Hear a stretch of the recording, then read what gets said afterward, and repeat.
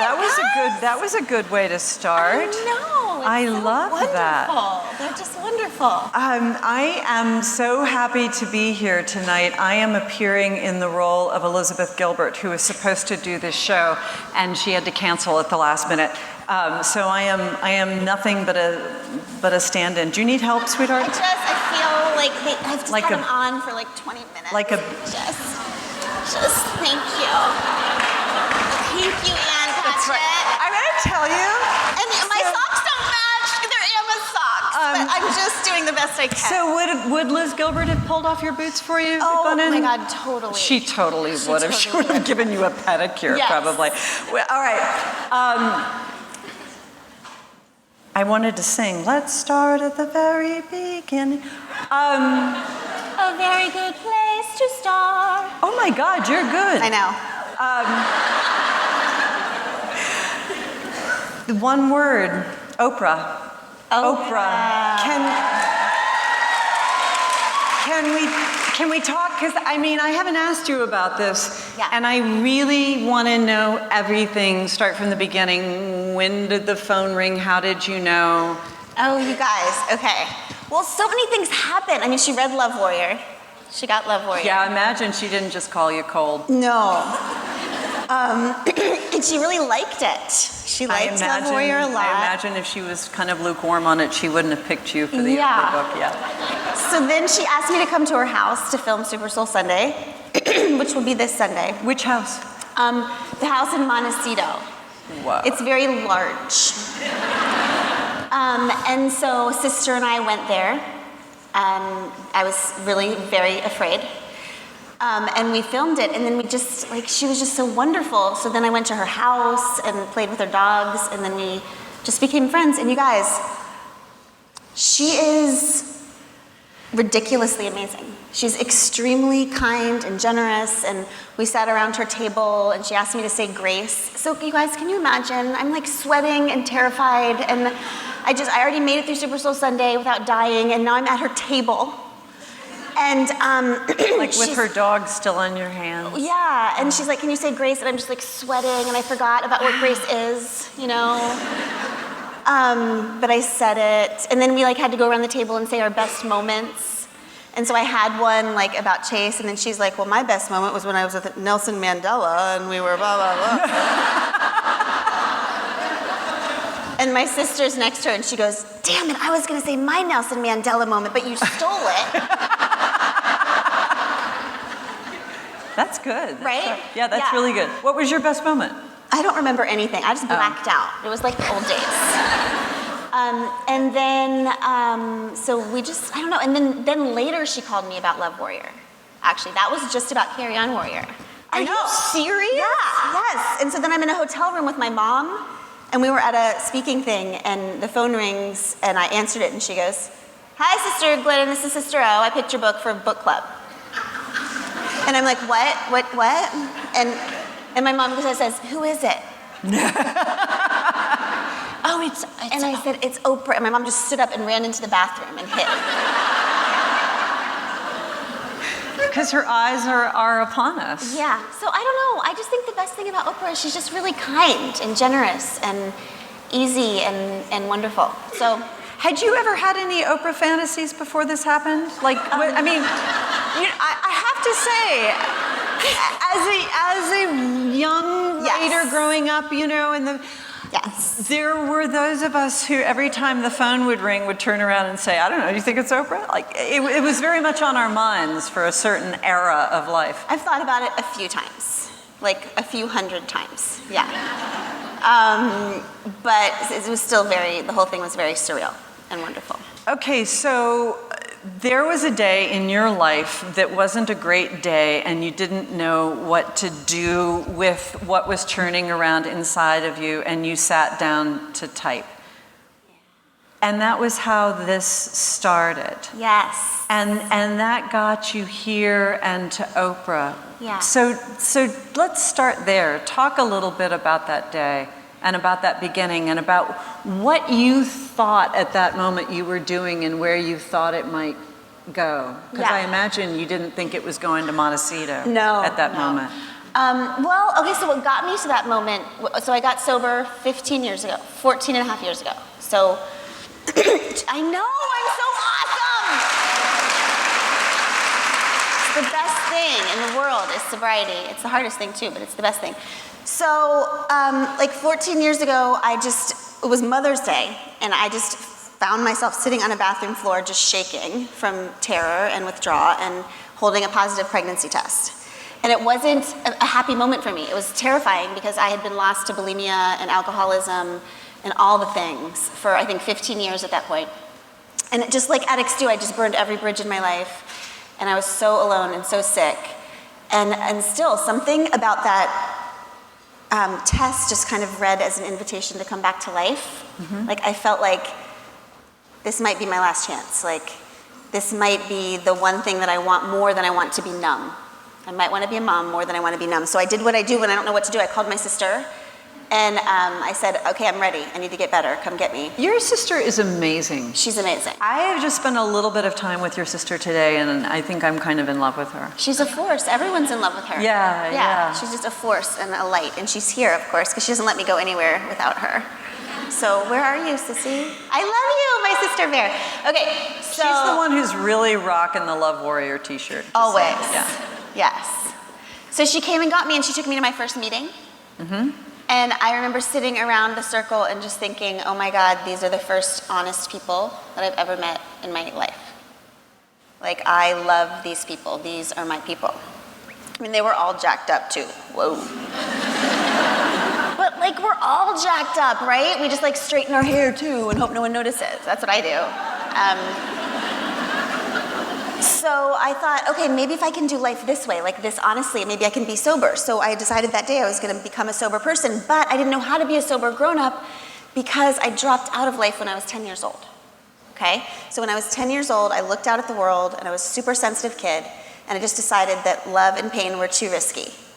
And so I dropped out, and I dropped into bulimia, into addiction. And that's what I think addiction is. It's just a hiding place for super sensitive people, where we can go to hide from love and pain. And so that's why when you talk to an addict, it feels like there's like a glass wall between you and them. That's purposeful, right? We put it up so that the only people that can touch us and hurt us are ourselves. So addiction becomes this like safe little deadly hiding place. And the tragedy of it is that you aren't touched by love and pain there, but the only thing that grows us is love and pain. So once you drop into addiction, you stop growing. So I was a 25-year-old, 10-year-old who was pregnant, which is a debacle and a half, right? So I thought, what I'm gonna do is I'm just gonna like look out at other grown-ups and like find women who seem to be adulting well, and then I'm gonna copy them. That's a good verb. Yeah, adulting. Yeah. So the way I defined people who were adulting well, women, was women who were wearing scarves. Okay. All right, you gotta start somewhere. Yeah. Because I felt like if you could get dressed in the morning and then like look in the mirror and be like, you know what? This outfit needs a scarf. Can I just tell you that everyone in this room who's wearing a scarf is feeling so proud of themselves right now? I mean, I think you're amazing. And then like you think your outfit needs a scarf, and then you know where to find a scarf in your home. You've bought one, and you maybe have a scarf hanger, or I don't know, and then you go find the scarf, and then you put it on, and then you tie it in some special way. I just felt like these people are killing life, you know? So I found the scarf people, and I just watched them, and I decided like, so I'm pregnant, so a grown-up maybe would get married, and so I did that, and then I had more babies, and then Craig and I moved into a townhouse, and we like put pictures on the walls like a grown-up. We went to Bed Bath & Beyond, because that's like the first place you have to go when you decide to become a grown-up, and you have to get like a salad spinner. Which every time anyone comes to my house with a scarf on, I pull the salad spinner out. I'm like, I adult also. I don't know what this is, but I've had it for 12 years, and I pull it out all the time. So I was like doing all these grown-up things sober, and the first thing I figured out is that these things in my life, like marriage and sobriety and parenting, they were awesome and beautiful, but they were also like brutally hard for me. right? Like so hard. And it felt like back then nobody was allowed to talk about how hard it was. You know, everybody, it was like if you admitted that relationships were hard, that you were admitting failure, which is so strange because often relationships are hardest for people who are doing them right? Who are showing up like vulnerably and relentlessly and like getting knocked down and standing back up. But nobody would talk about that, and that made me feel really lonely and ashamed a little bit. And so we're going to talk about how hard they all are now because you're stuck there and I'm here, and I just feel like it. So,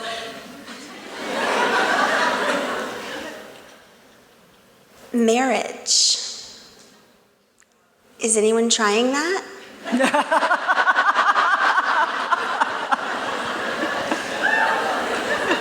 Sweet Jesus. So I am a child of Disney. Okay, so I was promised that the wedding was the finish line, you know, like you just do whatever you have to do to cross the finish line, and after you do that on the wedding day, you're like happily ever after, and you're never lonely again, and you just sit around and you just brush your long pretty hair, you know. So I was shocked and confused and a little ashamed to find myself married to a good man and still myself, you know, and like still a little lonely. And it was like marriage brought every single selfishness to the surface I'd ever had. You know, like Craig would go to work and do, I actually don't know what he'd do there. I should ask him. But he would go and do the things, and then he would come home, and he would help with the kids and do all the things he was supposed to do. And then we'd like sit down on the couch. You know, we'd hit that like promised land at the end of the day where the kids are in bed and you're just like sitting on the couch with the trash TV and the food. And Ann, he would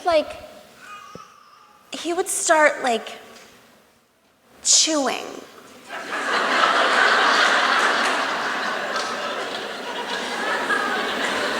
Do you know this is a real thing? Hating chewing? I have it. I have that thing. Where if you see somebody chewing and you can't bear it. I can't bear it, Ann. I was married for about 15 minutes when I was 24, and I remember right before I got married watching this person who I was going to marry eating his breakfast cereal, and there was nothing wrong with what he was doing. I mean, he was not a revolting, eating. But I thought, I'm gonna die if I have to spend the rest of my days on this earth watching you masticate flakes. I'm out of here. I mean, my next requirement but it's only yogurt. You're only allowed to have yogurt. But I really found out that if you can't bear to see someone chew their food, it's never gonna work. Really? Yeah. Well, that proved true for me eventually, but I could have saved you so much time. Damn. Yeah. So we had the chewing thing, and I would just look at him, and he would just go, "What?" And I'd say, "I don't know, but I think I might stab you. You know? I don't know if you're safe, man. You know?" But I didn't know where to talk about that. Like the PTA meetings, like. Are there any questions? Like, do you guys ever feel like stabbing your husband to death? Nowhere, you know, that wasn't gonna fly. And then parenting small children. Oh my God, who's doing that? Raise your hand. For the love. Like, I loved my kids, because we all have to say that, right? Every freaking time. I love my kids, but so I love them so much, but I just feel like there's a big difference between loving your small children and loving parenting small children, like two completely different things, right? And I stayed home with my 3 kids because that is an amazing idea for someone with high anxiety, okay? They would have been safer on the streets.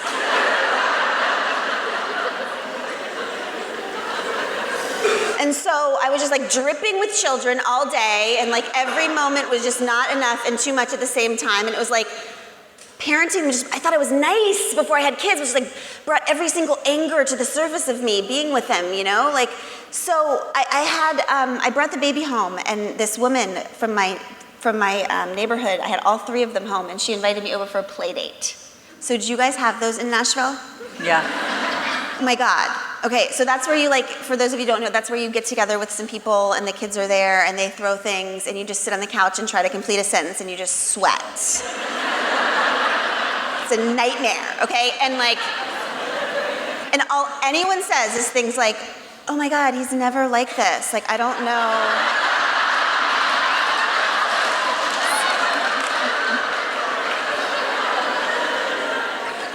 I think he must be teething. A lot of people... Even though he's 8. Right, yeah, Chase is 13, and we're still like, do you think he's teething? You go right from teething to having your braces tightened. It's the same thing. And he has that now, so we say that a lot. Yeah. So we get there to this terrible play date, and the woman turns to me, she goes, Glennon, you just got the baby home. Like, how do you feel? And Ann, I was so excited because I'd been dying to talk about how I felt, you know? And so I said, okay, I don't know a lot about science, but I know there's 2 different kinds of volcanoes, okay?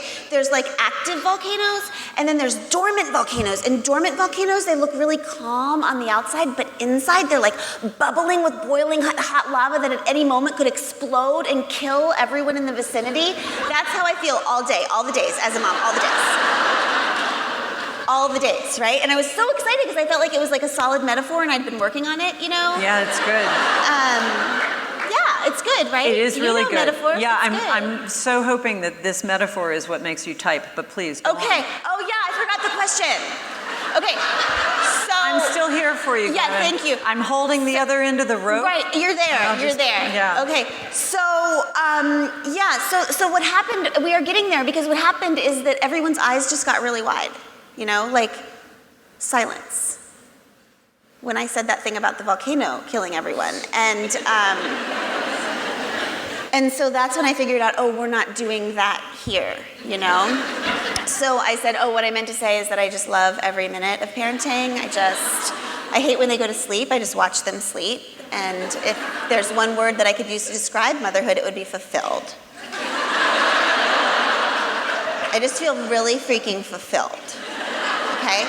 So basically what I'm trying to tell you is that these like institutions or relationships that I wanted in my life, like marriage, parenting, faith, they were like becoming threats to my sobriety and my integrity, because my sobriety and my integrity are based completely on my ability to be a truth teller, right? To just stand in front of people just naked and unashamed and say, this is who I am. And I don't think there's anything wrong with it. But shame was starting to creep in, which is what happens when we feel like something's really hard for us on the inside and it seems easy for everyone else on the outside, right? And I really think that shame is the kiss of death for us, you guys. I don't think it's the pain that takes us out of the game. I think it's the shame on top of the pain that takes us out of the game, right? So at that time, I started feeling this like invitation from God, like get up and off the couch and start writing. Okay, but I ignored it because you guys, I love the couch and I love TV so much. But then one day I was passing the computer. I'm getting there. So I was passing the computer. I got nothing but time. And I saw my friends were doing this thing on Facebook called the 25 Things. Okay, it was listing 25 things about themselves. And so I thought, oh, I could do that. So I sit down, I type out my list, post it. So I come back to the computer, and I'm shocked to see that my list has been shared like all these billions of times from my personal page, and I had 39 new emails, and I had 6 voicemails from sister. So any more than 2 voicemails is like our bat signal that I've done something inappropriate, that like normal people don't do, that's gonna require a lot of cleanup on her part. So here's what happened there. So my number 6 was this. I'm a recovering food and alcohol addict, but I still find myself missing booze in the same twisted way we can miss those who repeatedly beat us and leave us for dead. It's true. But here's my friend Lisa's number 6. My favorite snack food is hummus.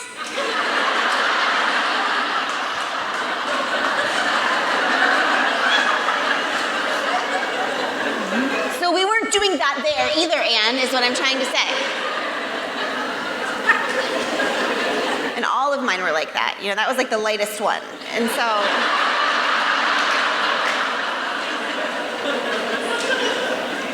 I wanted to die, actually. And but later that night, I got really brave and I started looking at the emails. And they were from people who I had known my whole life, but we had never really introduced ourselves to each other. Okay? Because we'd been so busy staying on the surface of things and trying to convince each other that everything was perfect and fine that we had never shared with each other the stuff that like keeps us up at night. Right? We'd never gone deep enough to bring out the stuff, the heavy stuff inside that we were actually meant to help each other carry.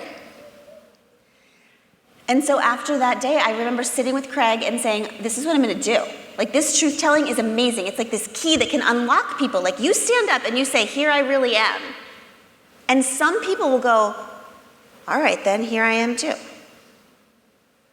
And like, what else are we here for if not to really see each other, right? The real each other, not our representatives, but like the real inside each other. Because what we're really here to do is love and be loved. And you can only love and you can only be loved if you're really seen, right? So I said to Craig, I'm gonna do this. I'm gonna be a truth teller. And he goes, damn, do you have any other marketable skills? And I said, no, that's the thing. So I started getting up really early and just writing Monastery every morning. And I remember, like, every time I write, Anne, like every time I put words on a paper, I just feel more like I'm looking into a mirror than I ever do looking into a mirror. You know, it feels more like the real me when I can see it on paper. And I think, like everybody else who comes to Monastery, over time, we've just figured out, like, you can be shiny and perfect and you're representative and be admired by many. Or you can be real and vulnerable and honest and loved by a few. Right? And you really do have to choose. You really do have to choose. And we just keep choosing this real and vulnerable and loved place, not because you don't get hurt there, because I do get hurt there all the time. But this is the badass pain, right? This is the pain we were made for. This is the kind of pain where we find our courage and our wholeness. And the thing is, the secret is that there's pain over here too. It's pain either way, right? It's just that nothing hurts as bad as not being known. I know that because I hid for 25 years. Okay, but you aren't loved and honest and open by a few. You're loved and honest and open by millions of people you don't know. And let me just hang on one second, and I know you're going to say, oh, I do know them, I do. But this really, hang on. Okay. This really freaks me out. Okay. Because you are out in the ether around the world, sticking your hand in the muscle of your heart and pulling it out. Mm-hmm. And everyone is watching. That's my idea of hell. Right. So I really am so interested in this idea of making a profound, spiritual, honest connection to millions of people you don't know. Mm-hmm. And it doesn't ever go away. Right. How's that working for you? I mean, I'm heavily medicated.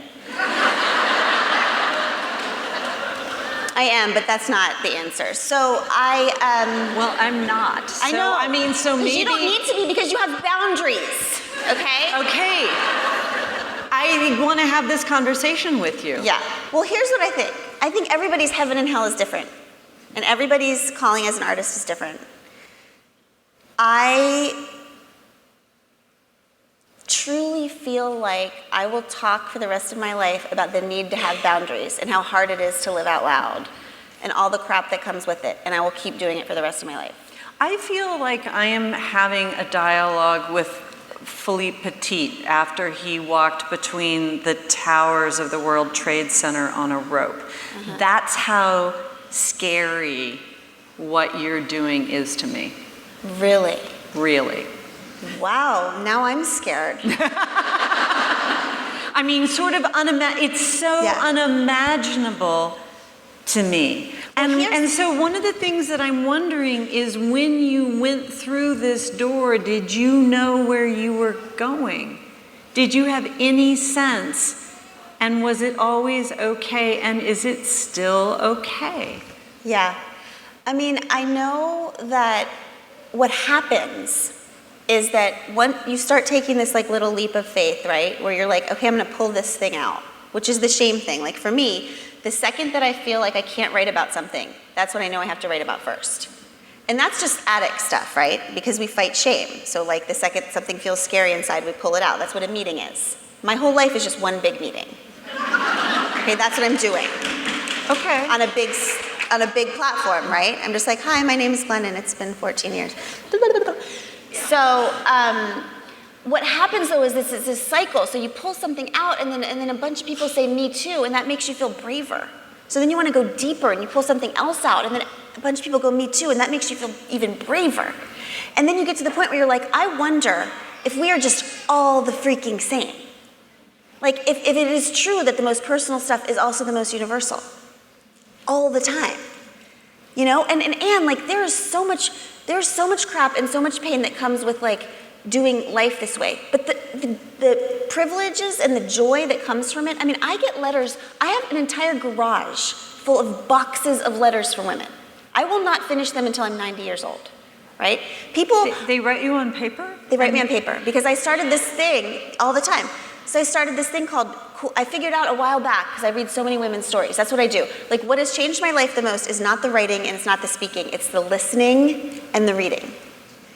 Holding women's stories in my heart is my job. It's my ministry. It's what I do. Like I seriously feel like Craig used to come home and go, what'd you do today? And I would say, I let my heart break. I just read stories. I let my heart break open and just let them pour in. Right? And we all say like, oh, we can't do that because our heart will break. My heart will break. I can't read that. My heart will break. I can't meet her. My heart will break. I think our hearts are actually made to be broken. Like, it's like a muscle, you know, you tear it down and it grows. So I get to sit, I mean, I share my story so honestly, and so women share their stories back with me. So I sit and like, the privilege of my life is women tell me the stories they haven't told anybody else. And it's just the rhythm of my life. I don't know, it's what I've been called to do. I've been called to open myself up like this. I mean, there's this guy that I am like obsessed with. I like worship him. His name's Jesus, and like he, and I just look to him for like ways to be, you know. And I remember starting to write, and thinking I'm probably going to end up as some kind of faith leader. I remember thinking that. And so I wanted to be so careful to like watch my posture online and how I served as an artist and a leader. And I remember thinking, God, the posture of so many leaders and so many faith people is like, it's like this, you know, or like this sometimes, you know?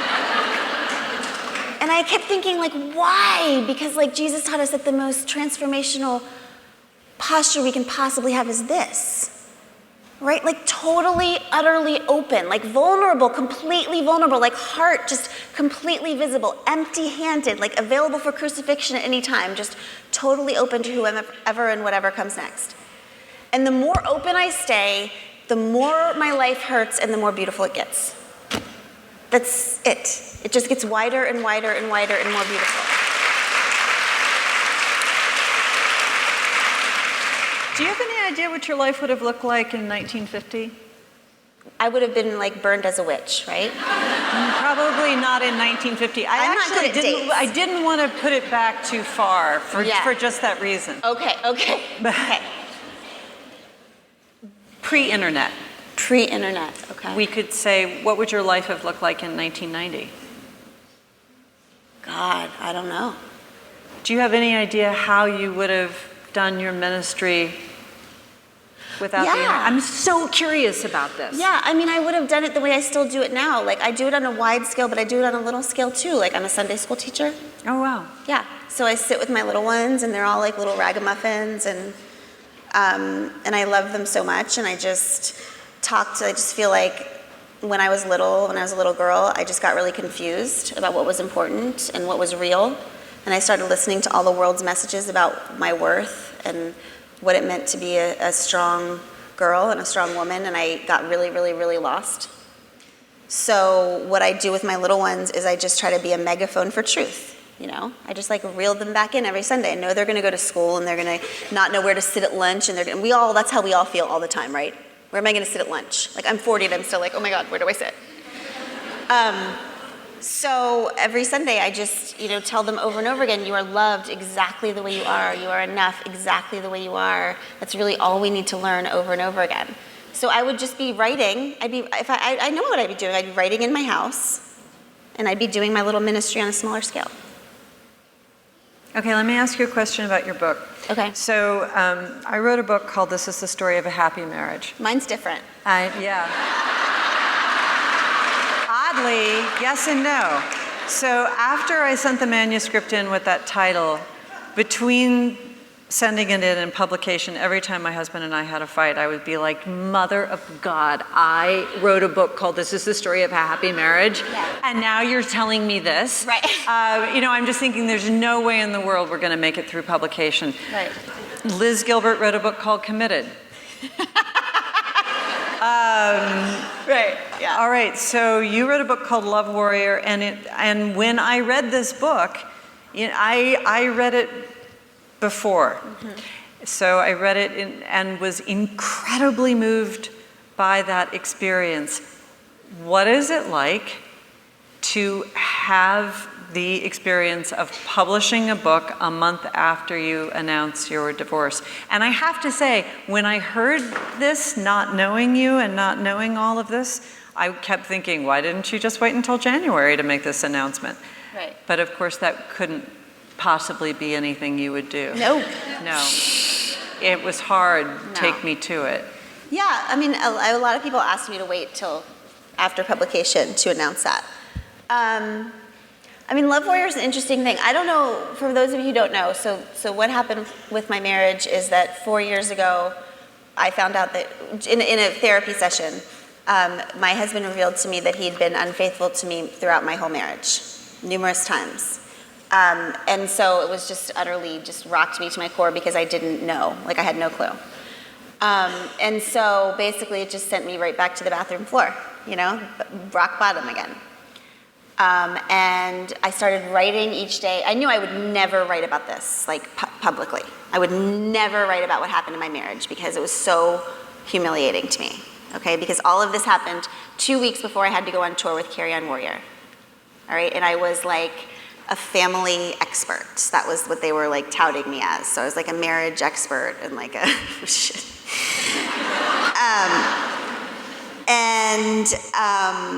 And I just felt like such a fraud, and I had defined myself so much by these roles in my life. I'm a mom and I'm a wife, and now what am I? I'm not a relationship expert. I'm not a wife. I'm not a mother of these perfect children anymore because they were so broken. So I started, I was suddenly kind of a single mom because I kicked Craig out of the house. And so I had this hour and a half every morning where I could grieve. Because when this happens, you don't have any time to even deal with your own feelings because you're trying to keep all the plates in the air with the kids and everything else.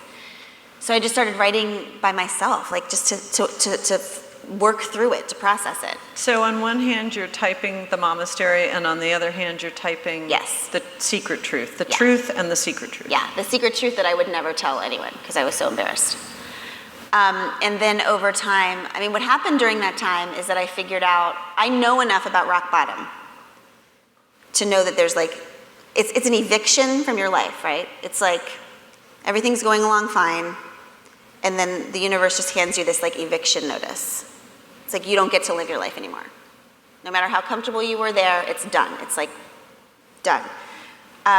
And so what I do know about evictions, because I was evicted from my life as a bulimic and alcoholic, and then I turned into a wife and a mother and a writer. And I thought those identities were good enough. But then another eviction came, and I know when I get evicted from my life, that every eviction is also an invitation, right? To a truer life, a truer identity. The problem was that when I got evicted from being a bulimic and a druggie, I was all right, that's a good call. My life sucks. But I didn't want to be evicted from my life as a wife and a mom and a writer. I thought those were good things, And I was people were proud of me, and I liked my little life, and I didn't want to let go of these things. But what I learned is that women, you guys, we just identify so heavily with the roles we play, right? You ask a woman who what she is or who she is, and she'll tell you who she loves. I'm a wife. I'm a mother. I'm a career person. I'm a sister. I'm a friend. And those are awesome. That's how the world goes round, right? But that's also why we live in fear, because all of those things are things that can be taken from us. Because if we identify only as a wife, what happens when he leaves? And we identify only as a mother, what happens when they go to college? And if we identify only as a career woman, what happens when the company folds? All of those things happened to me at once, and I was paralyzed because I had no idea who I was. Because when I got sober, I thought the way you become a woman is you just become things. So I became and I became and I became, and then I figured out you get to this point in your life where life makes you unbecome all of those things. And you're like one of those freaking Russian nesting dolls, and it's like, I thought I was a writer, nope. I thought I was a mother, no. I thought I was and then I got to this little place where I was like, oh my God, I am at my core child of God. That's it. That is the only name that I will ever claim for myself again. That's what I was born with, that's what I'll die with, and it's the only name that nobody can ever take from me, right? It's a truer identity. So I went back to therapy when all this happened, because that's what I do, and this is what I figured out, you guys, so I figured out that I was having these intimacy issues. Okay, so that's just like the fancy word for sex. I was having some sex issues, and they were all tied to my body stuff, because I just got so confused so early about my body. And I think what happened was when I was 10 years old, I noticed a lot. I was a sensitive kid and a smart kid, and I understood clearly the messages that the world was giving to me about how to be a girl, right? And I understood clearly that that my body was something to be objectified. We all learn that. Like if we're trinities, we're body, mind, and spirit, and the healthiest of us live out physical lives, lives of the mind, and lives of the spirit. But what happens to little girls is we get so many confusing messages about our body that we vote our body off the island, right? We forget that our body is like a vessel to like give and offer love, and is wise all on its own, and is as holy as our spirit and our mind are.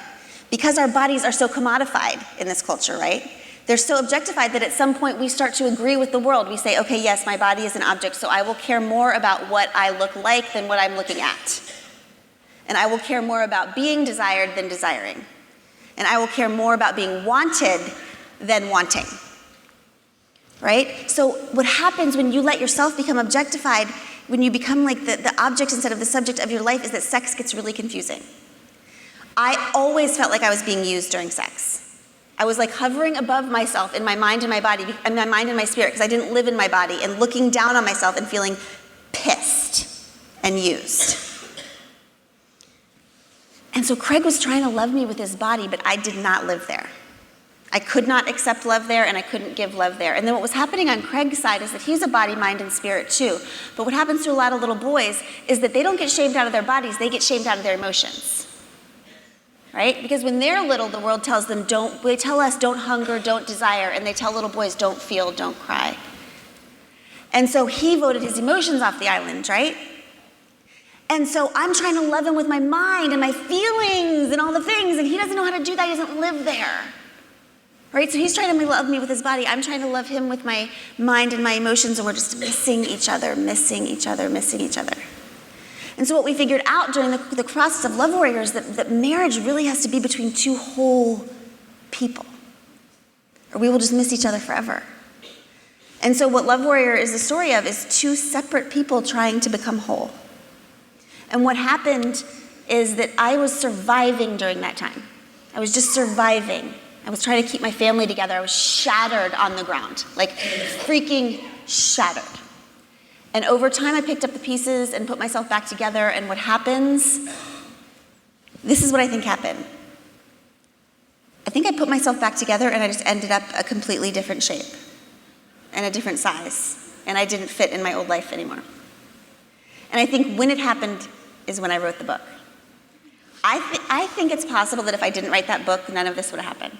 I've never said that out loud before. But I think writing is like this second chance to examine everything, right? So I was just surviving the first time, and when I went back and like lived in it again and looked at it again and saw like all the stuff I learned and everything that I was just different at the end of it. And so I woke up one day and I knew that our marriage was complete. And here's the other thing I learned about during the process of Love Warrior, and I really think it's a book not about marriage, but about a woman who is learning how to trust herself. Because during that time, I was being given so much advice from so many people, and I didn't know what to do. So I just made this time where I would just sit by myself in my house and just be really, really, really still.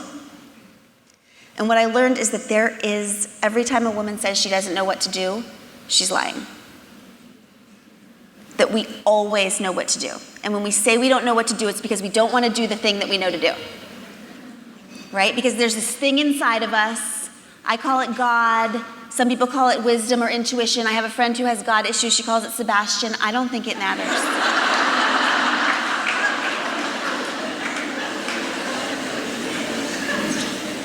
All I know is that when you get still enough, that knowing, I can't call it a voice. It's not like words. It's more like gravity than words. It's like just this thing that settles and you know. That's why it's be still and know. And you know what the next thing to do is. You never know the next thing to do, right? You can never see the whole path. You don't get to know what's going to happen in 5 years. You don't get to know what's going to be. You always know what to do next. And then life becomes this little path where you step on the next step and then the next one lights up. Then you step on it and then the next one lights up. But you have to learn to trust the still small voice inside of you. And so what I learned is that this is a book about betrayal.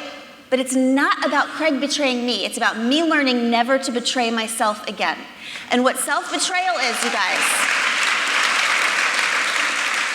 what self-betrayal is hearing that still small voice, which is quiet and more like gravity than words. And then hearing the fear voices yell and scream and scream and scream and doing what the fear voices say instead of the still small voice. That is self-betrayal. And that is what I will never do again. Okay, but spoiler alert Yep. for people who haven't read the book because it just came out yesterday. Yes. This is a book about winning and achieving the happy marriage. This is the book about the incredible journey in which it works out at the end because you guys work so hard. Yeah. And it ends on a high note of true love, and Love Warrior seems to be referencing how you both fought to keep this marriage whole and amazingly happy. So somewhere in between typing the end of that book and publishing the book, something else happened. Yeah. Yeah, that's when the knowing came. That's when the knowing came, and I sat down with Craig and I said, I told him that it was done, that I was done, that our marriage was complete, and he was devastated and he cried and it was super unbelievably hard. And the first thing he said to me was, 4 years ago you gave me the most selfless love I've ever received, and now I'm going to return it to you. And we've had it's been a roller coaster since then, but we keep coming back to that as our touchstone. And what I'd say about that is that our marriage, if you want to think about like the end of Love Warrior being that our marriage is a success, there's no possible way for me to tell you how much I think my marriage was a success. I think my marriage was a raging success. And I think it's a huge mistake to consider only marriages that last till you die a success. I totally agree. Right? Marriages... I totally agree with that. A marriage that lasts till you die is only a success if both of you want to be there. Otherwise, it's just misery, okay? And there are no gold medals for it, right? So what I think a successful marriage does, I'm so excited for people whose marriages last forever. I thought mine would. But I also think that to me, a successful marriage is a relationship that makes two people braver and kinder and wholer people. And that's what Craig and I did for each other. We were healing partners for each other for sure. So I don't know. We have a different kind of love now, and it's sort of a higher love because we don't possess each other anymore. He will be my life partner forever, and I feel so proud of him. He stayed in it and he did the work, and he is a kind of a hero to me because jacked up people are my favorite heroes. People who make a huge mess of stuff and then just sit in it and don't run and just fight. And he did all of that. So I don't know. There's no part of me that feels like my marriage was a failure at all. I totally get that. Yeah. So how did you decide to publish this book? If you were saying, I'm writing this truth, I'm writing the darker secret truth that I'm never ever going to tell, how did you decide? And where was Craig with that? I'm going to ask him soon. I'm going to send him a copy of the book. I'm just joking. So I have this dear friend, Whitney, who's here. She's my editor, and she's completely amazing. She's my precious friend. Yeah, she's great. Yeah. And so we were talking a lot during that time, and I think she asked, I don't remember exactly how it happened, but she asked me how I was, and I didn't feel like answering that question, so I sent her some pages of the book, and she was like, this is something. We should publish this. And I was like, no, that's not going to happen. And so I just thought about it for a long time, and I kept asking myself, why wouldn't I publish this? Like, why wouldn't I write this, turn it into a book, not publish it as my diary, but like work it into something and release it. And the only answer that came to me over time was shame. That was the only reason that I wouldn't publish this. It's because like the sex stuff and the porn stuff and the betrayal stuff felt shameful to me. But I don't believe in shame. Right? Like, shame is either true for everything or it's true for nothing. It can't be true for some things and not true, because that, like Maya Angelou said, like, I am a human, so nothing human can be foreign to me. Right? So at one point I just realized I can not publish this story, but I will have to quit being a writer. Because the universe doesn't give a writer a story like this and then just let her write something else. Yeah. Right? Talk about yourself as a writer, because times are changing, you're changing. This book and the tour and everything is a big evolvement and growth period. What do you want for yourself as a writer now?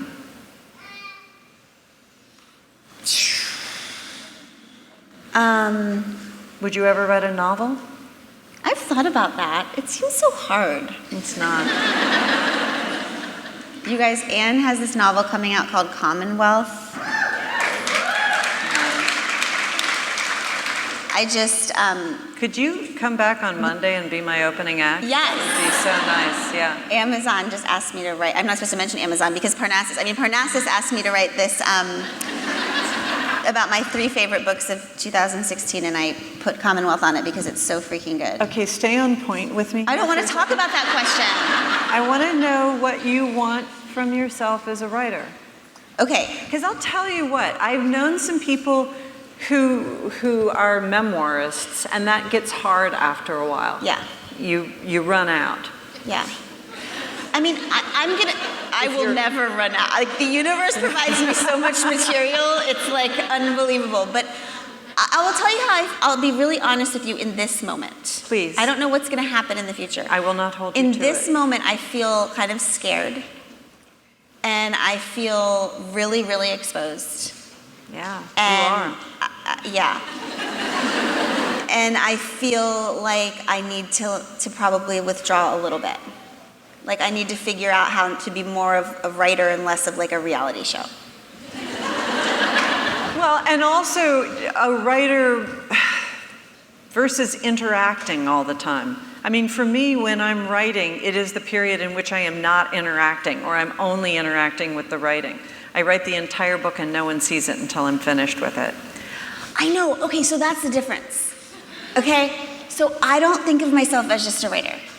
Like, I think of myself as a writer. Just a writer. That's not what I mean. I know your other things. I'm talking about the interwebs. Okay.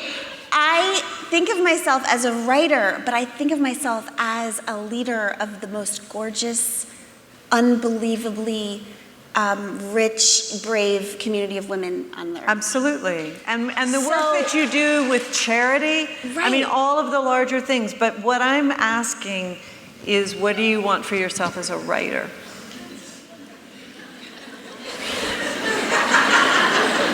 You know what? You can totally just say pass. It can be like a game show, and you put your tiles back or something. Well, what I'm going to do next, I'll tell you what I'm going to do next as a writer.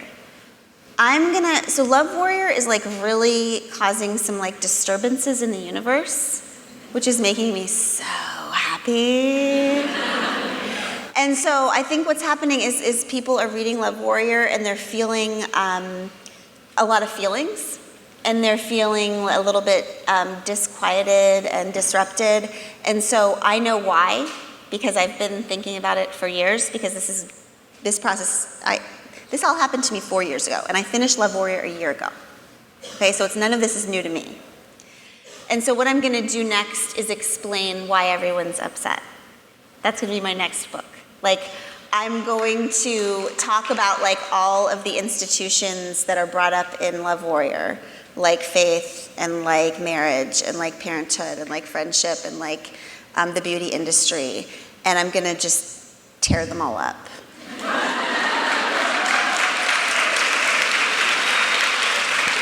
It's interesting because I feel like Eat, Pray, Love was that book. Yes. You know, that caused a really seismic shift in all of us. Mm-hmm. And we thought, wait, you know, do we know what we thought we know? Yeah, I agree. I'm going to do something that you want to do that is always really scary to me, which is I'm going to open this up to the audience for a little bit.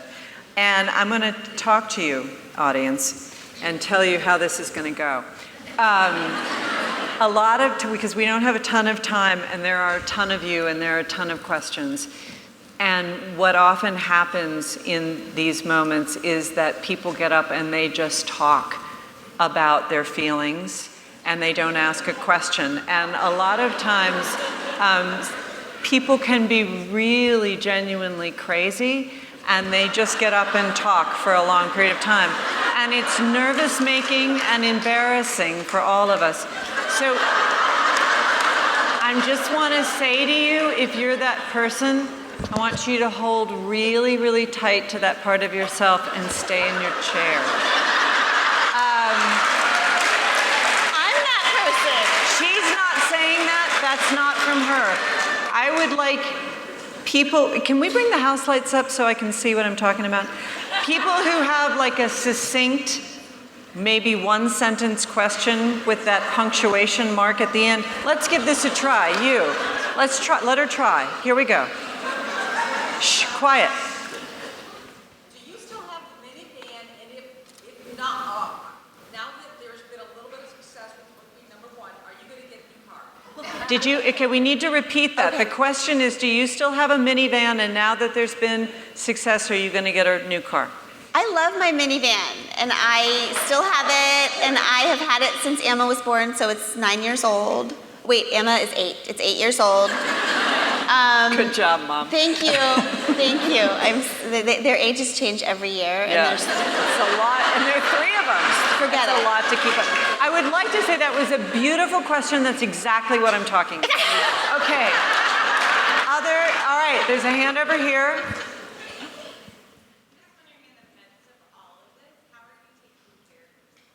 In the middle of all of this, how are you taking care of yourself? Yes. Hi, sweetie. I am not taking care of myself. My friend Liz is here, and she's going to look for yoga studios for me to go to while I'm on the road. Oh my God. Okay. So I'm going to start taking better care of myself. But I've been like kind of anxious lately, and I haven't been sleeping well or eating that well. So I feel like I'm telling you too much right now. I'm gonna do better. I have this like theory that we either have like easy buttons or reset buttons. So the easy buttons are things that we do to like get ourselves out of pain and discomfort. And so those are like the things that hurt us. And then the reset buttons are the things that kind of bring us back to life, you know? So for me, those things are simple. They're like glasses of water, or like playing with my dogs, or going for a walk, or having time alone, or yoga. Those things are all impossible on book tour. I know. FYI. What is the deal? What are we going to do? It's very bad. But if you want to come to my house in the morning, I will make you a spinach smoothie. It's so much better than it sounds. Okay. I am addicted to these. Okay. Yes. I have 4 daughters. Okay. How do I bring them up to be truth tellers and honest and open with themselves? That's beautiful. Girl. She has 4 daughters. How does she bring them up to be truth tellers, honest and open with themselves? And one of the questions on here that I didn't ask you that I really wanted to, but I'm going to tag it onto this, is what's the difference between how you want to raise your daughters and your son? Ooh, that's a good one. Okay, so I'm going to talk for a minute, so everyone just get comfortable. Okay. That's a really important question to me, because I got so jacked up for so long. And part of it's because of mental illness, and part of it's because of cultural illness. Okay? I take responsibility for half. Okay? I think that very early on, girls start getting messages from the world about who they're supposed to be. And most of those messages come from advertisers, right? And so what those messages say to us is, your job is to become as small and quiet as humanly possible, right? So smaller and smaller and smaller in body and mind and spirit and ideas and dreams until you just basically disappear. That is what would make the world the most comfortable, okay? So what I've come to find, because I've worked with girls all the time now, that's what I do, and women, is that I really think so my grandfather was a coal miner, okay, in Pittston, Pennsylvania, and he would go down into the mines with his coal mining buddies, and it was really dangerous work because there were toxins in the air that they couldn't register in their bodies, so they would bring a canary down with them into the mines. And the canary's body was built differently, more sensitively. So the canary's body would register the toxins. And so when the toxins got too high, the canary would stop singing, and if the miners didn't get out, the canary would die. Okay, so this is before PETA, because ixnay on the Anarike, okay? I'm not saying I support it, I'm just reporting it, okay? So what I really think, you guys, is that the world is the mines and our girls are canaries these days. Like, I was at the grocery store recently, and my friend called, and I answered, and she was crying, and she said, oh my God, Layla is bulimic, and we just found out. And we've been telling her since she was born that she's strong and that what her body is for. Where could she be getting these messages? And you guys, I looked up, and there's like 7 magazines in front of me, right? Like, each one has a woman on it who's like more emaciated looking than the one before, just like held up as the pinnacle of female achievement. And I said, I don't know, where could she be getting these messages, you know? Like, maybe everywhere, maybe from everywhere from the time she's born. So I really think there are real toxins in the air that are making our girls sick. And that one of the things I found with my little girls is that what we can do is we can't clear all the toxins because these toxins come from advertisers, and their job is to make us feel like crap, because the more crappy we feel, the more we buy. That's the whole deal, right? And then we just keep buying and buying and buying because we can never get enough of what we don't really need, right? It's a great way to run an economy. So hard to get rid of all the toxins. But one thing we can do with our girls is we can teach them to see the toxins and feel the toxins. So what I do with my little girls now, we were at the mall recently with Tish, I was there with Tish, and there was this poster of this Victoria's Secret model, just like floor to ceiling, just like boobs out to here, like waist to here, just looking so angry, you know? Why do they all look so angry? I'm like, she doesn't want to make out with you, she just wants to freaking watch House Hunters and go to bed, you know? God. So that was like a personal moment. So I would have a year ago I would have like walked Tish away from it, just don't look. But that's bull, because that just like leaves our girls to figure it out all by themselves, So now I turn, like this last week, I turned Tish towards it and I point at the poster and I say, Tish, what are women's bodies for? And she'll say, to run, to jump, to hug, to love. And I'll say, are women's bodies for selling things? And she'll say, no. I'll say, that's why that feels bad to you, because that's a lie, okay? That feels bad to you, not because there's anything wrong with you, but because there's something wrong with that, because that's poison. Right? And that's the difference between my girls and me, because when I saw that stuff, I let it in. I thought it was my problem, so I started to feel shame, and I got sick.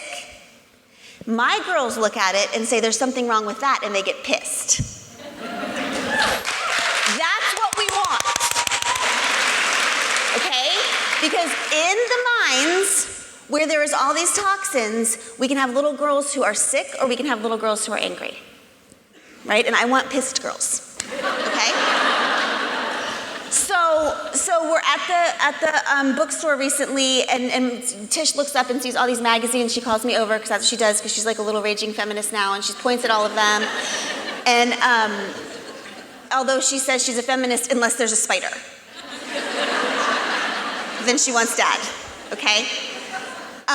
So she calls me over and she's like, why do they all look the same? I'm like, we go through the whole thing, because this is the same skin, same hair, same body.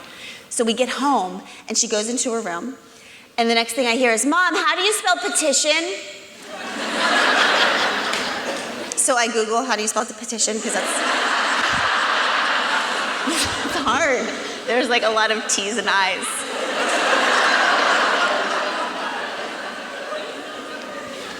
And so she comes out an hour later with like this big poster that's like, "Dear Magazine people, stop showing only one kind of woman. There's all different kinds of women, and we're not important for what we look on the outside, but for what we are on the inside," and yada, yada, yada. Love, Tish. You guys, this is what we want, right? We want little girls who don't, and little boys, because this stuff poisons them just as much, right? This is why nobody can like even enjoy, a woman and a man can't even love each other anymore, because we're so obsessed with ideas of what a woman should be and ideas of what a man should be that real men and women can't even love each other anymore. So my little girls and my little boys, I just want them to not be just like blind consumers of the culture. You know, I want them to be like Tish. I want them to be like little activists. I want them to feel like they can actually affect culture and respond to it and change it. I forgot what the question was, but I feel like... How does she raise healthy, empowered... Perfect, do that, yeah. Okay, I'm interested in the balcony. Okay, you, way up there, 2 arms, wave.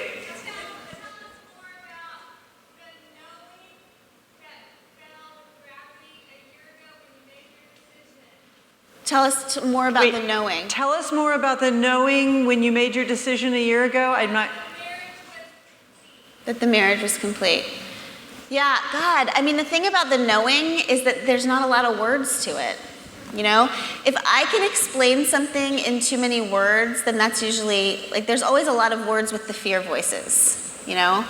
I don't know. Do you ever just know something? Do you ever just like wake up and know something? Like this is the right thing or this is the right thing? Like when I remember during the infidelity, when Craig and I were going through all of it, and I wanted to leave, or I wanted to stay so bad, right? Like I had 3, it was like all these little kids and I had this career and I just wanted so bad to just like pretend like none of it had ever happened. And then he was like ready to come back and we were all, and I just knew that I couldn't. Right? Every day I'd check in with this knowing and I knew that I couldn't do it. And then one day, like a few months down the road, or actually a year down the road, I just knew that it was time for him to come back. I knew. And so since I was checking in with myself every day, I just knew, and he came back, and that was the right thing. And then years later, I woke up and I knew it was time to go. That's all I can tell you.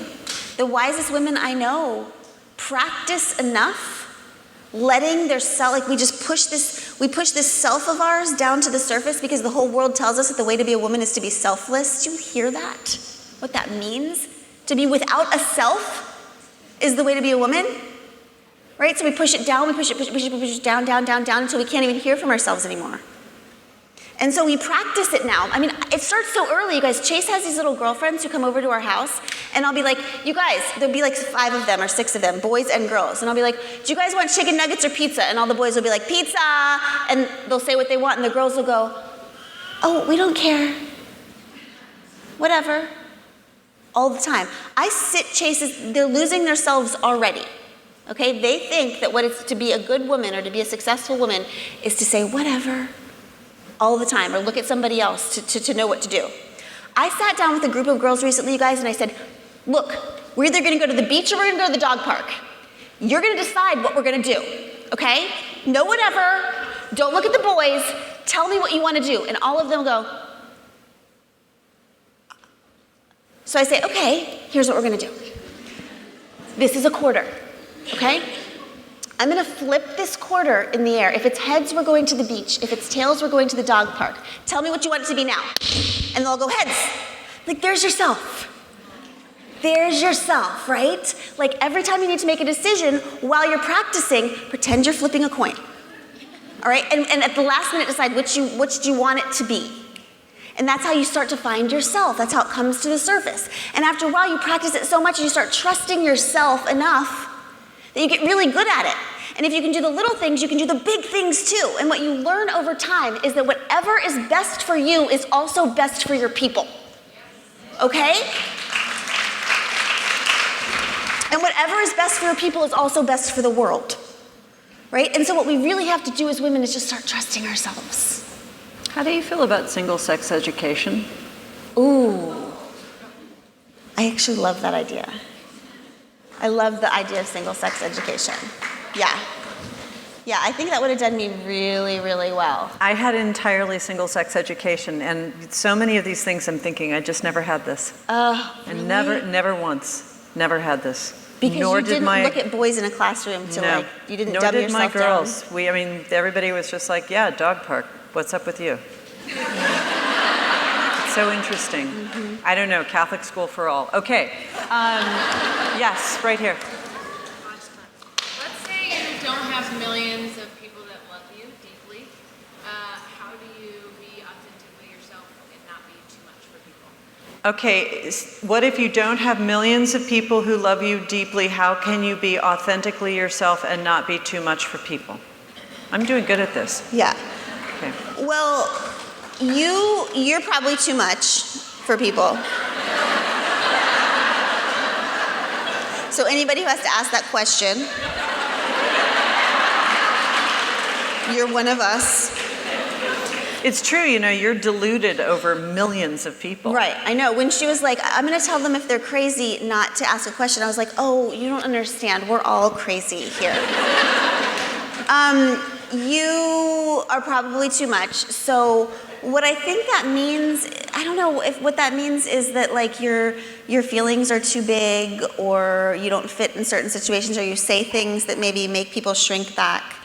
You know, there's a way that I can kind of tell if someone's a match for me, and it's like when I start talking, and I'm not like, you know, it's okay to have a filter sometimes, but when I start sharing something that's true, there is an opening or there's like a closing, right? And so if someone opens towards you, you know that they're ready.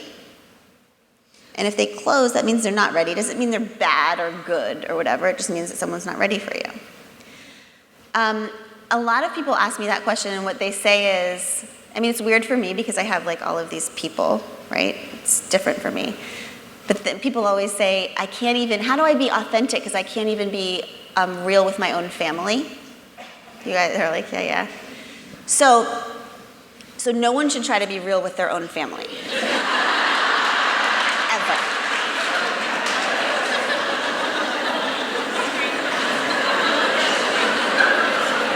I haven't even tried that yet. That is not where you start. That is like the final frontier. Like I don't know anyone who's done that and it's gone well. You know the old Dalai Lama joke? If you ever think you've found enlightenment, go home and spend a week with your family? Exactly. Yeah. So I think that's because being authentic has to do with kind of stepping outside of whatever role you're in the moment.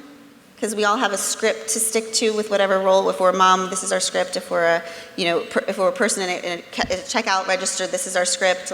So being real means stepping outside of that script and that role. But families are where our roles are most heavily entrenched, right? That's how we survive, right? That's why I was Uncle Willie, and there's your I'm the spacey one, and that's why you walk back into your house and you're 7 again, you know. So I just always say, when you're practicing authenticity, do not start with your family. Maybe start with the mailman. Just try to say what you're thinking to him. God, I love that. See how it goes. Do you want to wrap it up there? That was a good closing line, and it's 8 o'clock. That's when we're supposed to be out of the building. Sure. It's been swell.